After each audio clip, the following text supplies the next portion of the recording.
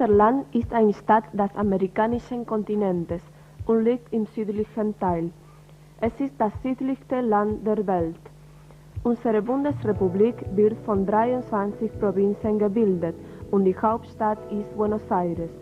Dieses Gebiet befindet sich in der gemäßigten Gegend des Planetes, zwischen den 22 und 25 Grad südlicher Breite. Die kontinentale Fläche ist von 2.791.800 Quadratkilometer und die Bevölkerung zählt 38 Millionen Einwohner. 87% der Bevölkerung ist städtisch. Die wichtigsten Städte sind Buenos Aires, deren wirtschaftliche Gegend 13 Millionen Einwohner hat. Córdoba hat 1.300.000 und Rosario 1.100.000 Einwohner. Eines der größten Probleme dieser Städte ist die Arbeitslosigkeit. In unserem Land haben wir einen Arbeitslosigkeitsindex von 18%. Das heißt, dass die Schutzpläne für Arbeitslose und Leute mit niedrigen Geldmitteln tief sind. Die offizielle Sprache ist Spanisch, aber es werden auch verschiedene Sprachen wie Englisch, Deutsch und Italienisch gesprochen, denn der 15% der Bevölkerung kommt aus dem Ausland. Die Wirtschaft basiert besonders auf der Ausfuhr von landwirtschaftlichen Produkten und einem mittleren Niveau der industriellen Entwicklung.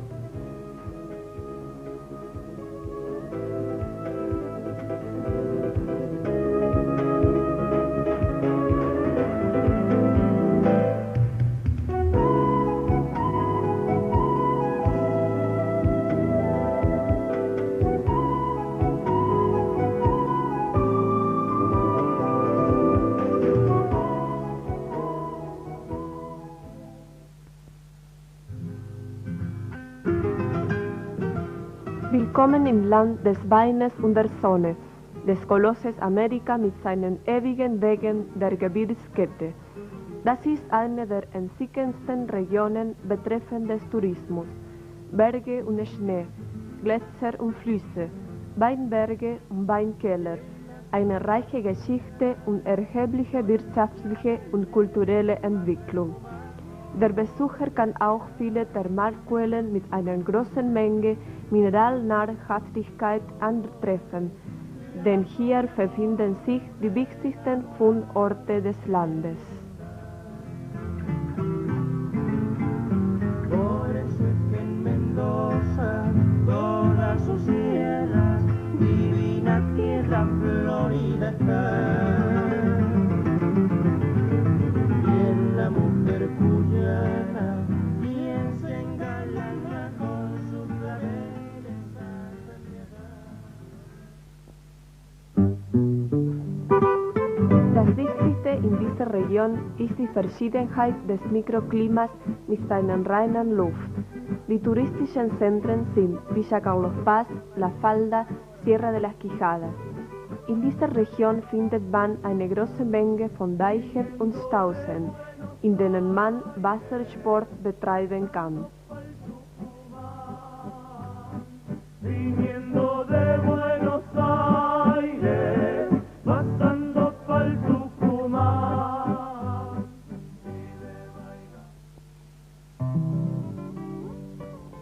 Die Stadt Bariloche mit ihrer nächtlichen Unterhaltung und dem Kontakt zur Natur während des Tages verwandelt sich schon lange in die Hauptstadt des Studententourismus.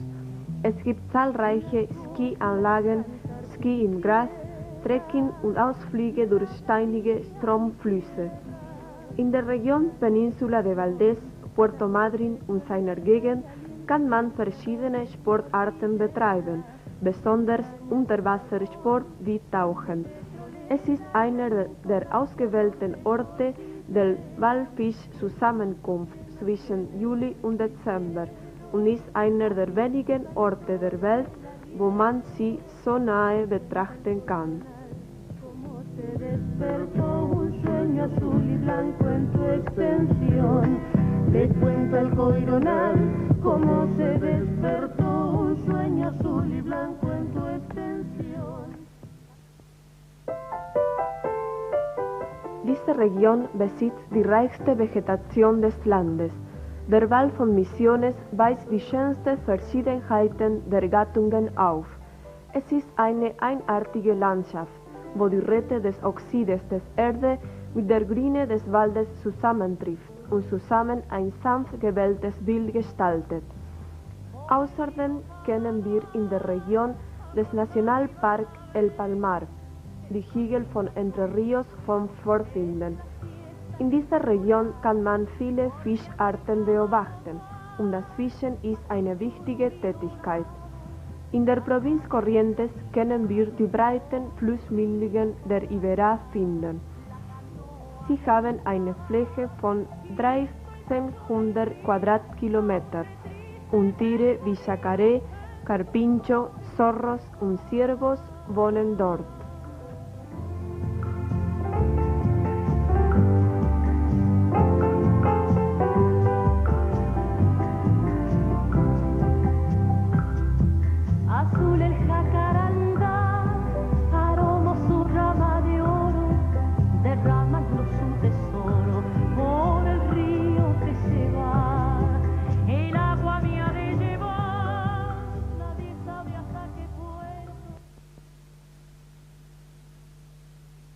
Der Mate ist ein Tee, der im ganzen Gebiet getrunken wird.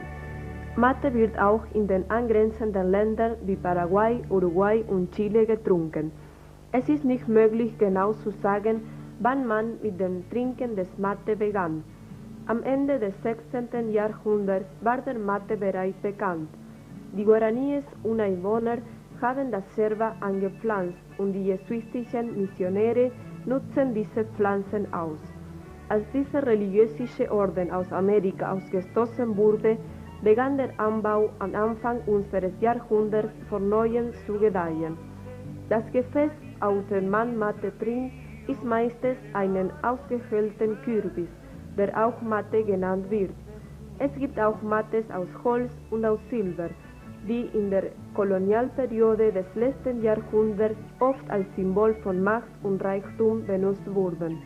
Man kann auch einige finden, die mit Hochsehorn hergestellt werden. Ein sehr wichtiger Bestandteil des Mate ist die Bombilla, die am Anfang ein Rohr aus Gräserpflanzen war und im Laufe der Zeit aus Metall hergestellt wurde. Am Ende der Bombilla, die in den Mate gesteckt wird, gibt es eine Sphäre mit Löchern, die den Gang des Wassers erlaubt, aber nicht den Gang des Yerbas. Das Yerbas erntet man von einem Baum, der in den Provinzen von Misiones und Corrientes angebaut wird, im Norden unseres Landes, wo das Klima warm ist. Dieser Baum kann eine Höhe von 16 Metern erreichen, aber er wird 2 oder 3 Mal pro Jahr beschnitten, damit er nur 2 oder 3 Meter hat. Das erleichtert dann die Ernte. Diese findet zwischen Mai und Oktober statt. Die Ernte benötigt einen sorgfältigen Zweigeschnitt. Ungefähr 12.000 Arbeiter nehmen jedes Jahr an der Ernte teil. Im Jahr 1996 gab es eine Produktion von 255.000 Tonnen. Die Industrialisierung beinhaltet Trockenprozess, Vermahlung und Aufmachung. Das Wasser, mit dem Mate getrunken wird, sollte nicht sieden, weil das Yerba sich verbrennt und der Mate den Geschmack verliert. In einigen Regionen im Norden des Landes wird der Mate mit kaltem Wasser getrunken. Dies heißt Tereré. Besonders im Sommer wird er mit Fruchtsäften getrunken. Die Pava ist ein Gerät mit englischem Ursprung. Bevor die Pava bei uns bekannt wurde, benutzte man ein Gerät mit einer großen Öffnung, ähnlich einem Topf. Die Gauchos haben die Pava übernommen, weil sie praktischer ist. Um einen guten Mate zu machen, sollte man das Yerba nicht bis zum Rande des Mates einfügen. Danach wird die Bombilla gesteckt und das Wasser durch eine der Seiten der Mate eingefüllt. Wenn man es will, je nach Geschmack, kann man Zucker hinzufügen, bevor das Wasser ausgekippt wird. Das wiederholt man jedes Mal. Das Yerba hat Verdauungseigenschaften und ist eine Schüssel von Vitamin C. Die Gauchos, deren Nahrung auf Fleisch und Mate basiert, leideten nie an Magenkrankheiten oder andere Krankheiten, die aufgrund eines Mangels dieses Vitamines ausgelöst werden. Der Mate ist ein Symbol der Gastfreundschaft und Zuneigung. Wer einen guten Mate anbietet, lädt für ein herzliches Gespräch ein und bietet gleichzeitig seine Freundschaft an.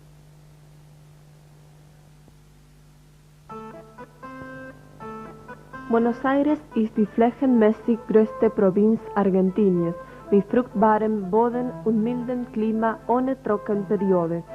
Sie weist die unterschiedlichsten Touristikattraktionen auf: Mittelgebirge, Flüsse, Lagune, weite Ebenen und ehrliche Küsten. Ihre Atlantikküste bietet reichen Fischfang und eine Kette von Badeorten mit breiten und feinsandigen Stränden. Aber Buenos Aires heißt auch die Hauptstadt Argentiniens. Sie ist eine kosmopolitische Stadt voller Leben. Ihr Kulturleben umfasst die verschiedensten Kunstgebiete. Eine Stadt vom ausgesuchten Geschmack präsentiert sie ihn durch Eleganz, mit der sich Männer und Frauen kleiden. Das ist das Land der Figros-Farmen und der Gauchos mit ihrer großen kreolischen Tradition. Diese Region ist bekannt für das Asado. Das ist ein typisches Essen, das man im ganzen Land genießt. Die Hauptsportarten sind Fischen, Wassermoto, Trekking, Reiten und Ballonausflüge.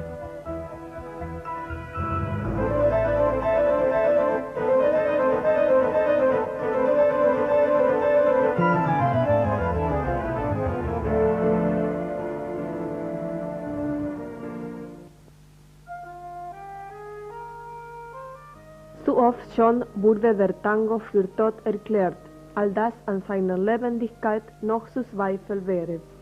Bis heute verrät kein anderes Phänomen die Entwicklung von Buenos Aires so anschaulich wie dieses Musikdrama, in seiner Melodie, seiner Themen, der Abkunft seiner Verehrer. Ein lokaler Autor definierte 1836 den Tango als eine Versammlung eben ankommender Neger zum Tanz mit Trommel und Pauken. Schwarze Sklaven hatten, seit ihnen der Freikauf gestatten war, öffentliche Tanzfeste zum Sammeln der Auslösegelder organisiert. Die Tradition setzte sich im Lokalen fort. Aus dem Massenspektakel wurden Paartänzer. Sie kreierten die ersten Cortes und Quebradas, jene zentrale Tango-Schritte, bei denen sich Körper und Beine der Partner abrupt umschlingen, aggressiv und zärtlich zugleich. Ab 1860 griffen ehemalige Gauchos, die in den städtischen Schlachthöfen arbeiteten, den Tanzstil auf, als Vorspiel einer wachsenden Prostitution, die auch die Szene wohlhabender Familien in den entlegenen Lokalen lockte. 1904 warnte die Polizei offiziell vor dem Tanz, der mit einen umständlichen Gästen einen Wettstreit von Elementen fördert, die am Ende immer zum Messer greifen. Gemeint waren die Guapos. Viele Einwanderer jedoch war der Tango bereits das Ventil ihrer enttäuschten Hoffnungen. Melancholisch im Rhythmus und sentimental in den Texten wurde er zum traurigen Gedanken, den man tanzen kann. Als salonfähig galt er ab 1912 mit seinem triumphalen Einzug in der Pariser Gesellschaft. Die begabten Sänger, Dichter und Musiker der Stadt begannen, sich dem Tango zu widmen. Auch Carlos Gardel, 1935 gestorben und bis heute der berühmteste Tango-Sänger der Nation. In den 50er Jahren verschreckte allerdings Astor Piazzolla, Begründer des avantgardistischen Tango, die alten Verehrer, und die junge Generation wandte sich bald darauf den Beatles und später den National-Rockstars zu. Doch seit etwa 5 Jahren erlebt Buenos Aires eine Wiedergeburt des Tango, als Echo seiner erneut wachsenden Beliebtheit in Europa.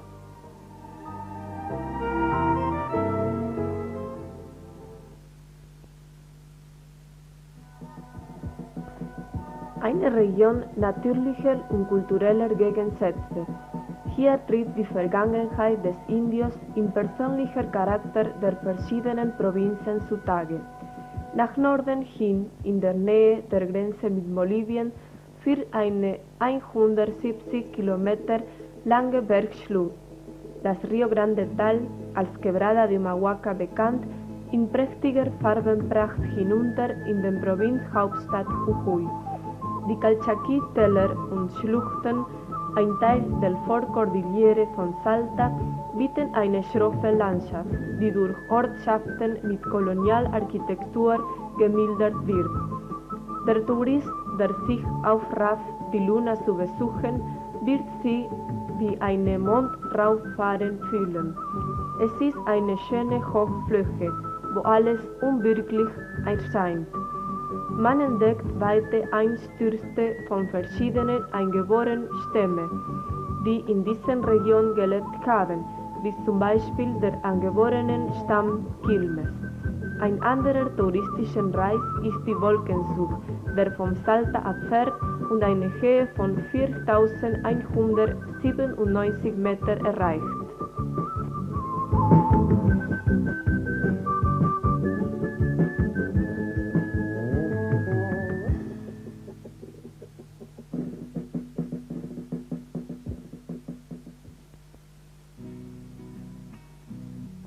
Der Gaucho ist eine Mischung zwischen Ureinwohner und spanischem Ansiedler. Schon bis Mitte des 18. Jahrhunderts hatte der Gaucho die Unmesslichkeit der Pampa als sein Lehngut angenommen. Dort kann er die Freiheit ohne die Zwänge, die ihm die Gesellschaft der Städte auferlegt, genießen. Für die Einwohner der Städte bilden sie eine Gruppe von Leuten ohne Gesetz und Beruf. Gaucho war früher ein verächtliches Wort. Der Gaucho ist ein erfahrener Reiter. Das Pferd ist sein bester Freund, sein treuer Kamerad. Seine Kenntnis der Umwelt schließt auch die Eigentum anderer Wildertiere ein, jedoch kann er mit wenigen Sachen überleben. Als die Idee der Freiheit bei den Kreolen erschien, war der Gaucho da, um sie mit seinem Leben zu verteidigen. Bald schlossen sie sich den Heeren von San Martín und Belgrano an. Der Gaucho trug ein weißes Hemd, Hose und ein Klinipe, das ist ein Stück von Baumwolle, das über der Hose benutzt wurde. Der Gaucho trug Fohlenstiefel. Sie werden so genannt, weil sie mit dem Leder dieser Tiere hergestellt wurden. Im Winter trug er einen Poncho, der ihn gegen die Kälte und den Regen schützte. Der Poncho ist eine Art Umhang mit einer Öffnung für den Kopf. Sein Ursprung geht bis vor das Ankommen der Spanier in Amerika zurück. Er wird mit windstiller Wolle von Alpakas, Vicuñas, Guanacos und Chamas hergestellt. Die Zähmung wilder Fohlen war ohne Zweifel eine Spezialität des Gauchos. Er kannte die Tiere, wusste, wann er zu ihnen gehen konnte, wie das Vertrauen zu gewinnen und kannte den Zeitpunkt, wann er ohne Reitsattel aufsitzen konnte, um das Volle zu zähmen. Andere seiner Tätigkeiten war das Serra. Der Gaucho brannte ein Merkzeichen in die Haut der Tiere, damit er wusste, welche seine Tiere sind und wie viele er hat. Während sich der Fortschritt in der neuen Welt festlegte, wurde der Gaucho als Soldat bei der Triple Alianza in den Krieg gegen Paraguay geschickt. Später wurden sie verfolgt und ausgewählt, um gegen die Ureinwohner zu kämpfen. Nach und nach wird das Land umgeformt. Die Eiswannnest und das Trageflecht verkleinern die Fläche des Landes. Es entstehen die ersten Einwandererkolonien, die sich der Landwirtschaft widmen. Der freie und herumirrende Gaucho verschwindet, da er als Hirt oder Knecht arbeiten gehen muss. Der Gaucho, außer einer Substantivierung des Argentiniens, ist auch das Adjektiv eines Charakters, eines Temperamentes, einer Wesenart, die uns identifiziert. Der Mann dieser Erde ist Gaucho. Wer kein Gaucho ist, wer nicht großzügig ist, wer nicht beteiligt, mutig, geduldig und sparsam beim Sprechen ist und Herbeitum, Künstler oder Dichter, ist im Grunde nicht argentinisch. Situation in Wallis. Ungefähr im Jahr 1850 war Wallis ein isolierter Kanton, dessen Einwohner Landwirt waren. Es gab fast keine Industrie, der Tourismus war unbekannt und die Agrarproduktion hatte Schwierigkeiten, weil die Überschwemmungen die Ernte versäumten. Zwischen den 14.000 Auswanderern gab es auch Abenteurer und arme Leute, die von Gemeinden gezwungen wurden, auszuwandern. Viele Leute mussten ihr ganzes Vermögen verkaufen, um Schulden und Reise bezahlen zu können. Andere mussten ihre Heimat mit leeren Händen verlassen. Situation in Argentinien. Während 3 Jahrhundertwenden der Kolonieepoche wurde die Einwanderung nicht möglich. Vermutlich veränderte man diese Politik nach der Mai-Revolution im Jahr 1810, aber praktisch nach dem Caseros-Kampf und nach der Verfassung unseres Grundgesetzes von 1853 konnte man diese beständige Barriere abbrechen. Es folgten sich Kriege, um Unabhängigkeit zu erreichen, und Innenkrise zwischen den Provinzen bildeten kein günstiges Klima für Änderungsinitiative. Das nationale Grundgesetz bot Garantie und befestigte Rechte für alle die Menschen der Welt, die die argentinische Erde bewohnen wollten. Lorenzo Bodemann ist im Jahr 1802 in Grenchols geboren. Er heiratete Maria Agten und hatte 6 Söhne. Im Jahr 1857 sind seine Frau und 2 seiner Söhne gestorben. Da entschied er auszuwandern. Er kam im Hafen von Santa Fe im Juli 1857. In Santa Fe hat er sich Ricardo Foster getroffen, dessen Arbeit war, die Spontaneinwanderer zu empfangen. Seitdem begann Lorenzo Bodemann seine Arbeit. Die Ereignisse verfolgten sich aber mit großer Bedeutung, denn man kann versichern, dass San Geronimo heutzutage ohne diesen Mann nicht existieren können hätte. Er war ein schlichter und bescheidener Mann, der zum 9. Mal den Atlantik überquert hat. Es waren Zeiten, in denen solche Reise eine gefährliche Abenteuer mit Opfer und Entbehrungen bedeutete. Durch seine Arbeit kann man merken, dass Lorenzo Bodemann immer bereit war, seinen Landsleuten neue und größere Lebensmöglichkeiten zu geben, denn sie wohnten in überbewohnten Tälern am Rhone. Mit Wahrheit, Einfachheit und Überzeugung hat er darüber gesprochen. Die Regierung von Santa Fe war bereit, die europäischen Einwanderer zu bekommen und zu begünstigen. Sie bekamen 33 Hektar unter 2 Bedingungen, die Einrichtung und eine feste Aufenthaltszeit da. Trotz der Wünsche nach Auswanderung vieler Leute, die Bodemann weckte, entschieden sie sich nur 6 Familien und ein lediger Mann nach hier zu reisen. Diese Gruppe von wirksamen Leuten wollten selbst erfahren, was Bodemann ihnen erzählte. Sie arbeiteten mit Mut und so konnten sie die Gefahren einer ungewissen und unerwarteten Zukunft besiegen. Sie waren Ignaz Seymour und seine Frau Regina Blatter von Glies mit 6 Kindern, Bartolomé Blatter und seine Frau Magdalena Sprung von Glies mit 4 Kindern, Ignaz Falcini und seine Frau Catalina Blatter von Brieg mit 3 Kindern, Peter Perrig und seine Frau Teresa Furrer von Ried mit 12 Kindern, Luis Hug und seine Frau Maria Josefina Durrer von Brieg mit einer Tochter, Morris Jost und seine Frau Victoria Rey von Ernel mit 2 Kindern, Peter Belvat, ledig von Gampel. Man kann nicht versichern, ob dieser Mann in San Geronimo gewohnt hat. Morris Jost und seine Familie waren nach Esperanza umgezogen. Heute sieht so aus, als ob Lorenzo Bodemann in jedem Einwohner dieses Dorfes leben würde. Als Unrechtlichkeit wurde er lange Zeit vergessen, aber heute lebt er überall in unserem Dorf. Von ihm haben wir die Liebe zu der alten Heimat gelernt.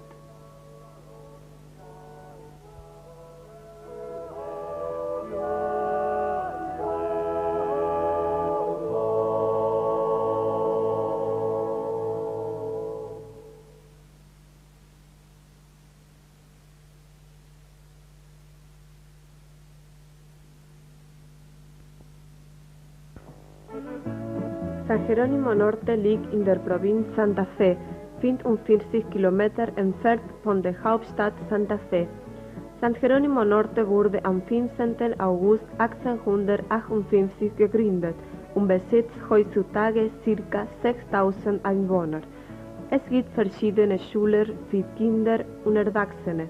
Man kann auch das Museum der Geschichte, Museum der Kirche, Volksbibliothek, Sprach-, Musik- und Tanzschule besuchen. Die Belustigung finden die Leute in den Plätzen, Institutionen, Sportclubs, Camping, Restaurants und Cafés. Die Wirtschaft basiert in der Landwirtschaft und die Viehproduktion. Unser Dorf wird Wiege der Molkerei genannt. Aktuell spielt die Holzindustrie eine wichtige Rolle. Es gibt mittlere und größere Betriebe, die Möbel, Fenster und Türen herstellen. Es gibt auch Metall-, Leder-, Kleidung-, Sportkleidung- und Textilindustrie. Das Geschäftspanorama wird auch durch eine wichtige Zahl von Geschäften gesichert.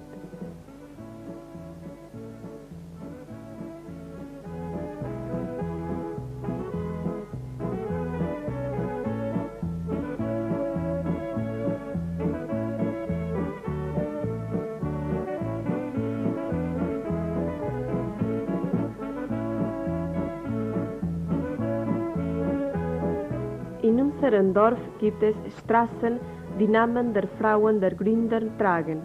Das ist in Ehre zu diesen mutigen Frauen, die bereit waren, mit ihrer Familie das Abenteuer ins Unbekannte zu unternehmen.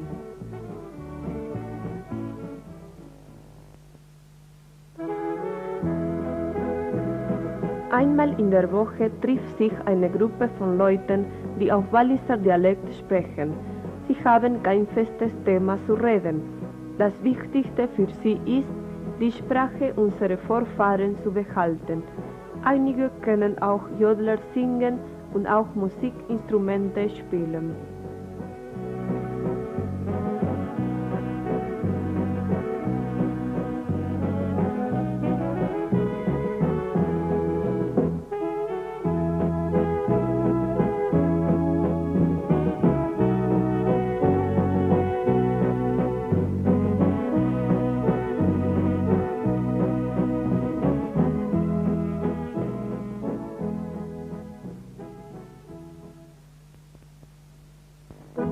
Viele unserer schweizerischen Vorfahren haben dabei Musikinstrumente mitgebracht. Die Lieder bleiben noch heute bei uns, genauso wie sie in der Schweiz gespielt werden. Hier bekamen sie keinen fremden Einfluss, aber in der Schweiz haben sie sich im Laufe der Zeit entwickelt und Musik und technische Zuwendungen genommen. Zu diesen Liedern gibt es oft persönliche Namen, die die Autoren, Musiker und Helden identifizieren. In unserem Dorf gibt es viele Orchester und Musikgruppen. Sie sind Gruppe Zürich, Los Embajadores del Ritmo, Gruppe an Bord, Schillertal Orchester, älteste Orchester des Dorfes.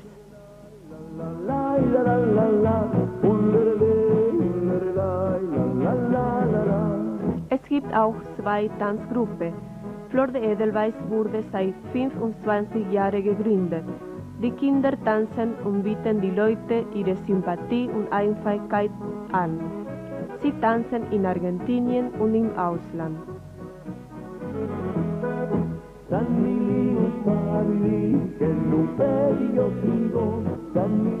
Die Tanzgruppe Schweizer Blumen wurde vor 20 Jahren gegründet. Im Jahr 1996 begann die Gruppe den Schweizer Verein zu vertreten. Sie sind zurzeit 22 Personen zwischen 20 und 25 Jahren. Sie haben auch die Musik unserer Großeltern bis nach Uruguay gebracht. Sie haben am 7. Mai an der Nationalschweizer Folklorfest in der Stadt Córdoba mit viel Erfolg teilgenommen. Es gibt auch eine Kindergruppe Angehörigen der Teilnehmer von Schweizer Blumen.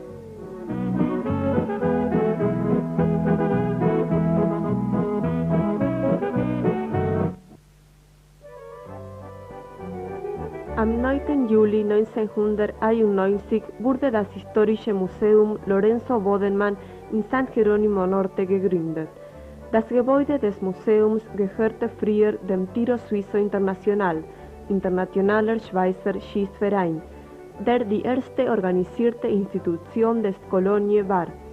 Der Tiro Suizo International wurde im Jahre 1852 gegründet, nur 3 Jahre nach dem Entwurf des Ortsgrundrisses. Dieses Gebäude wurde später von der lokalen Gemeinde für die Gestaltung des Museums erworben. Das Museum besitzt 5 Räume, in denen man verschiedene Objekte betrachten kann. Es handelt sich hierbei um Dokumentation aus der Zeit der Gründung, Fotografien, die Flagge, die zur Einweihung des Tiros von der Schweiz überreicht wurde, Werkzeuge, Waffen, Küchenutensilien und Musikinstrumente. Das Museum besitzt zusätzlich einen großen Garten, in dem antike Landmaschinerie und eine große Palme, die auf die Antike seiner Umgebung hinweist, ausgestellt sind. Das Museum Lorenzo Bodenmann ist Mitglied der Walliser Vereinigung der lokalen Museen, nach dem Entschluss der Versammlung des 8. Juni 1991 im Anseré, Schweiz.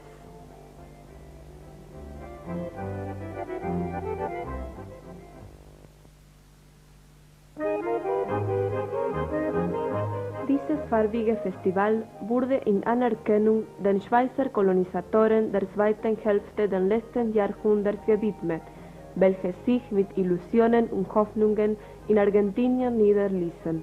Die Ziele des National-Schweizer Folklorefests sind die Bräuche, Lieder und Sprachen als Zeugen der Identität zu bewahren, das Handwerk, die Kultur und den Fleiß der überlieferten Bräuche des Schweizer Dorfes anzuregen, um dem Besucher und der Bevölkerung ein Motiv der Wiederaufnahme einer Tourismuskultur aufzuzeigen. Vorfahren. Von 1973 bis und mit 1978 wurde das Nationalschweizer Folklorefest zusammen mit dem Milchprovinzfest ausgeführt, dessen Sitz auch San Jerónimo Norte ist. Im Jahre 1991 nahm man zum Miterdenken eines 700-jährigen Schweizer Bestehens die Organisation dieses wichtigen Festivals wieder auf. In Anerkennung der Vorfahren dieses Festivals und den Zielen seiner Organisation wurde in diesem Jahre der Charakter des Nationalfestes zurückgewonnen. Seither finden Provinzbehörden und die Schweizer Botschaft in Argentinien neue Inspirationen in diesem Nationalfest, aber auch viele Delegationen der verschiedensten Regionen, die östliche Republik von Uruguay und Brasilien.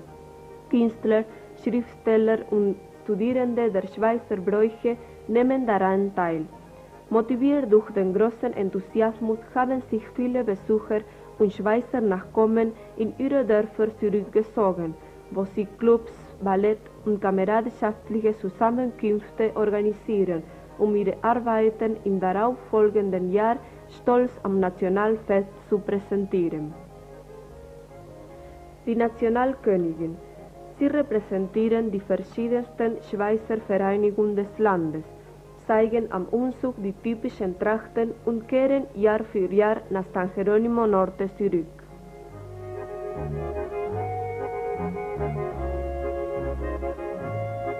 Die schönste typische Tracht.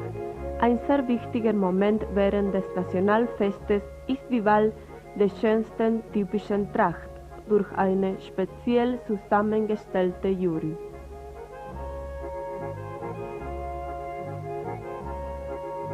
Die Musikkarawane. Das Gefühl, welches die Musikkarawane während dem Nationalschweizer Folklorefest auslöst, ist schwer auszudrücken.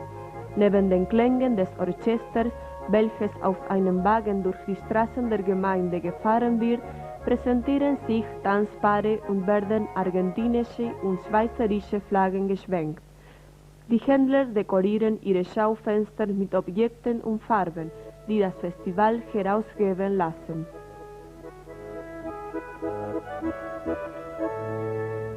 Vertelt das schmürt sich nicht so her, es vertelt das Das Jassen ist ein sehr wichtiges Element innerhalb der Kultur.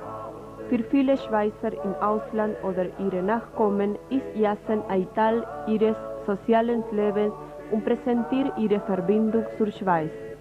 San Jerónimo Norte übernahm dieses typischen Schweizer Brauch. Heute wird in verschiedenen Wohnungen, aber auch Vereinen gejazzt. Der Verein Unión Deportiva organisiert jährlich einen Jazzwettbewerb, der einige Tage vor der Nationalfest stattfindet und der zu einem der gesellschaftlichen Zusammenkünfte zählt. Wir haben mit Peter Bürcher darüber gesprochen.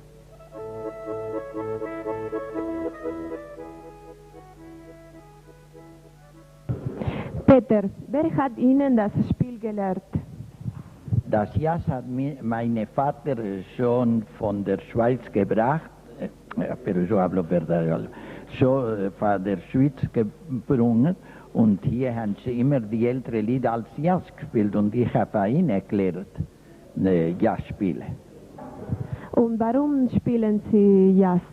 Warum das ist ein hübsches Spiel, da kann man viel melden und die Lied von hier haben frei in dem Spiel. Warum da kann man zu 4 oder zu 5 spielen, aber sonst andere Spiele hier sind wenig Spiele. So, hier mehr oder Truco, aber sonst Jazz sind viele Lieder, sind schon von hier oder hiesige, sind schon viele Jahre Spiele. Möchten Sie einen Gruß für die Leute in die Schweiz schicken? Ja, das will ich. Warum ich kenne viel Lieder, bin ich im Jahr 1991 in der Schweiz gewesen, bin ich ein Mann in dem Wallis gewesen und viele Lieder habe ich kennengelernt und wenn sie hier kommen, vor die 100 Jahren von der helvetischen Schweizer Verein, habe ich auch viel kennt und vor all die ich kennt, Verwandte und Bekannte, vor all der beste Grüß, warum das ist das Werkste, was ich in meinem Leben habe, der Mann, was ich in dem Wallis durchgemacht.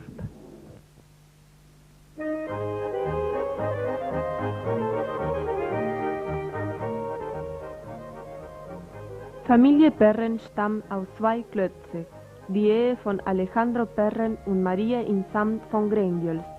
2 von seinen Söhnen, Alejandro und Luis, sind im Jahre 1861 und 1863 nach San Jerónimo Norte ausgewandert und die andere von Peter Perren aus Visp. Aktuell wohnen in diesem Gebiet 300 Einwohner mit diesem Namen.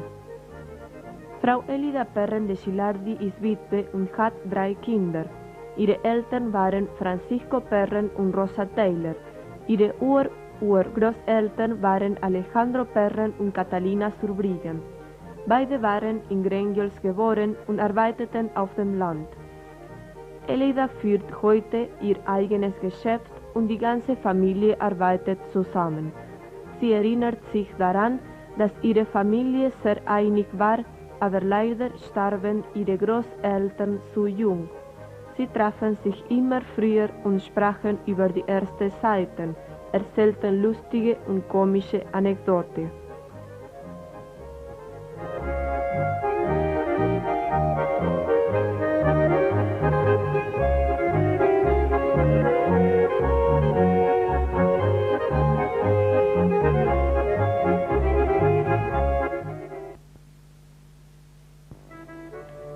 Alle die Leute mit diesem Namen kommen aus einem einzigen Klotz aus Grengiols, Luis Surbrigen und Teresa Minig.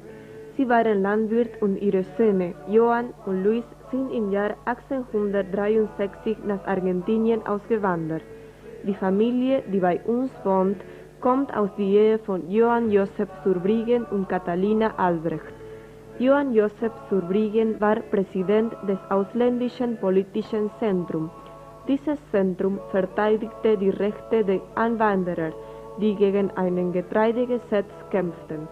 Er war auch während 2 Jahre Präsident des katholischen Vereinshauses des Dorfes. Johann war am Anfang auch Besitzer der Käsefabrik Kellag. Heute gehört diese Fabrik zur Firma Nestlé. Hugo Surbriggen ist Sohn von Basilio Surbriggen und Adela Amherd. Sie sind 13 Brüder. Sie wohnten früher auf dem Land. Einige von ihnen sind noch heute Landwirt. Hugo ist verheiratet und hat 2 Töchter. Er hat sein eigenes Geschäft, verkauft Holz und Stoffe für Möbelfabriken dieses Dorfes. Sie hatten im Jahr 1980 einen Familientreffen in Cluseja gemacht. Bei dieser Gelegenheit rechneten sie mit 1400 Nachkommenden dieser Namen.